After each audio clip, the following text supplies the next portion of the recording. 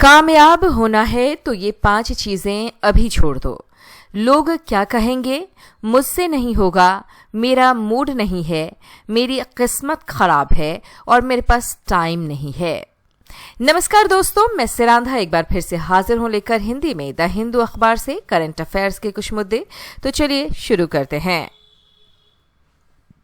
सबसे पहले बात करेंगे आर्टिकल 20(3) की।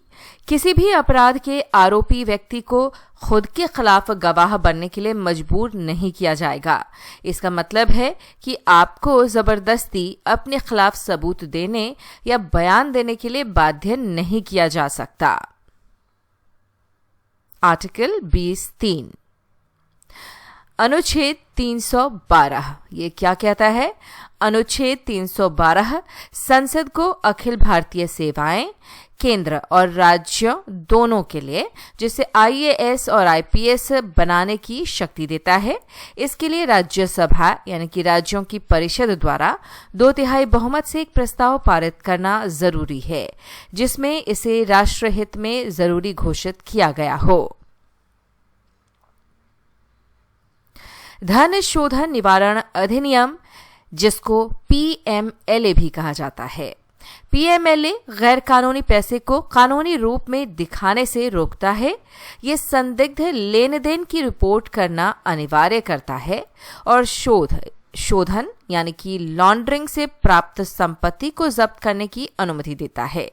ये उन लोगों को सजा देता है जो अवैध धन छुपाते या इस्तेमाल करते हैं।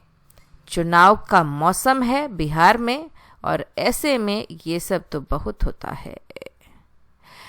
स्वापक औषधि और मन प्रभावी पदार्थ अधिनियम एनडीपीएस अधिनियम स्वापक औषधियों मतलब क्या हुआ? नशीली दवाओं और मन प्रभावी पदार्थों के निर्माण, कब्जे, बिक्री, परिवहन और उपयोग को नियंत्रित करता है और उसे अपराध मानता है।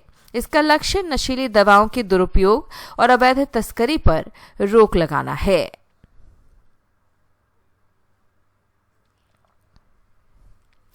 राष्ट्रीय अल्पसंख्यक आयोग अधिनियम 1992 ने भारत के अधिसूचित अल्पसंख्यक समुदायों के हितों की रक्षा के लिए एक वैधानिक निकाय यानी कि कानूनी संस्था की स्थापना की।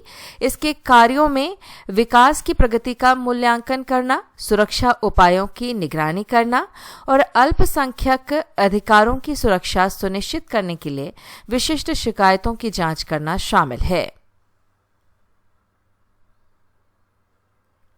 विदेशी अधिनियम 1946। विदेशी अधिनियम 1946 ब्रिटिश सरकार ने भारत में विदेशियों के प्रवेश, ठहरने और निकलने को नियंत्रित करने के लिए बनाया था। आजादी के बाद भारत ने इस कानून को जारी रखा ताकि अवैध प्रवास और सुरक्षा से जुड़ी समस्याओं को संभाला जा सके। ये सरकार को विदेशियों को पहचानने, रोकने और निर्वासित करने की शक्ति देता है। ग्रीन पटाखे। दिल्ली एनसीआर में पटाखों पर लगे पूर्ण प्रतिबंध को सुप्रीम कोर्ट ने हाल ही में कम कर दिया है। दिवाली के आसपास एक सीमित अवधि के लिए ग्रीन पटाखों की बिक्री और उपयोग की अनुमति दी गई है। यानी कि दिल्ली एनसीआर में जो पहले पूरी तरह से रोक लगाने की बात की जा रही थी, वहां पर लोग अब ग्रीन पटाखे जला सकेंगे। दिवाली बस पास ही है, 20 तारीख को दिवाली है। केवल उन्हीं पटाखों की अनुमति है जो राष्ट्रीय पर्यावरण इंजीनियरिंग अनुसंधान संस्था यानी NEERI द्वारा अनुमोदित हैं और पेट्रोलियम और विस्फोटक सुरक्षा संगठन पेसो से लाइसेंस प्राप्त हैं। इन पटाखों पर प्रामाणिकता के लिए एक हरा लोगो और QR कोड होता है। ये पटाखे कणिका तत्व के उत्सर्जन को लगभग 30% तक कम करने के लिए बनाए गए हैं। हालांकि नकली पटाखे का इस्तेमाल भी बहुत होता है। अब देखना यह होगा कि इन नियमों का पालन किस हद तक किया जाता है दिल्ली में। केन्या के पूर्व प्रधानमंत्री रायला ओडिंगा का केरल, भारत में दिल का दौरा पड़ने से निधन हो गया। वो 80 वर्ष के थे और आयुर्वेदिक उपचार के लिए कोथटुकुलम में थे। उनका निधन बुधवार को सुबह की सैर के दौरान हुआ।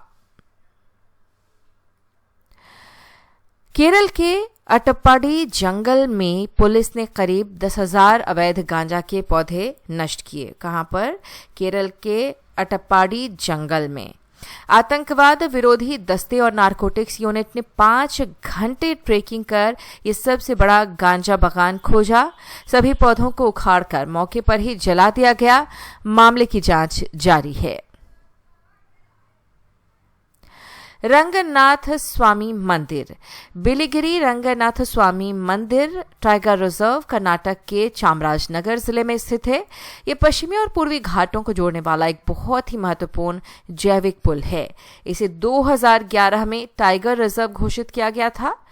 ये अपनी समृद्ध जैव विविधता, अलग अलग तरह के जंगलों और बाघों की अच्छी संख्या के लिए प्रसिद्ध है। ये रिजर्व सोलिगा जनजाति का घर भी है।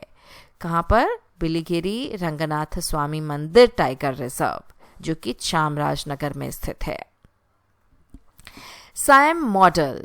पश्चिम बंगाल के सुंदरबन में nature environment and wild life society news द्वारा विकसित सायम मॉडल को संयुक्त राष्ट्र की FAO संस्था ने वैश्विक मान्यता दी है। ये मॉडल 5 से 30% मैंग्रोव पौधों के साथ पर्यावरण अनुकूल मत्स्य पालन को बढ़ावा देता है, किसानों का मुनाफा दोगुना करता है, लागत घटाता है, जलवायु अनुकूलता बढ़ाता है और रासायनिक मुक्त झींगा पालन तथा कार्बन भंडारण को प्रोत्साहित करता है।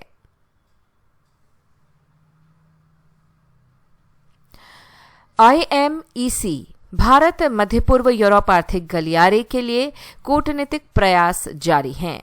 2023 G20 शिखर सम्मेलन में शुरू हुई ये बड़ी रेल और शिपिंग परियोजना मध्य पूर्व में भू राजनीतिक अस्थिरता, जिसमें गाजा संघर्ष भी शामिल है, के कारण धीमी हुई है।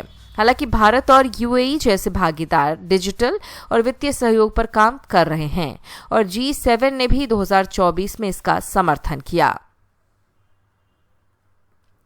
Sudden infant death syndrome SIDS 1 वर्ष से कम उम्र के शिशु की अचानक और अस्पष्टीकृत मौत है, जो आमतौर पर सोते समय होती है।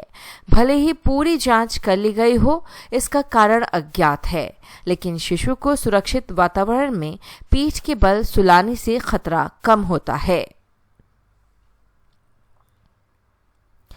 ऑस्ट्रा हिंद 2025 भारत और ऑस्ट्रेलिया के बीच संयुक्त सैन्य अभ्यास ऑस्ट्रा हिंद 2025 का चौथा संस्करण 13 अक्टूबर को पर्थ में शुरू हुआ। ये वार्षिक अभ्यास, जिसमें भारतीय सेना के 120 जवान शामिल हैं, 26 अक्टूबर तक चलेगा। इसका उद्देश्य दोनों सेनाओं के बीच आपसी तालमेल और सैन्य सहयोग को बढ़ाना है, जिसमें मुख्य रूप से उप पारंपरिक और शहरी आतंकवाद रोधी अभियानों पर ध्यान केंद्रित किया गया है।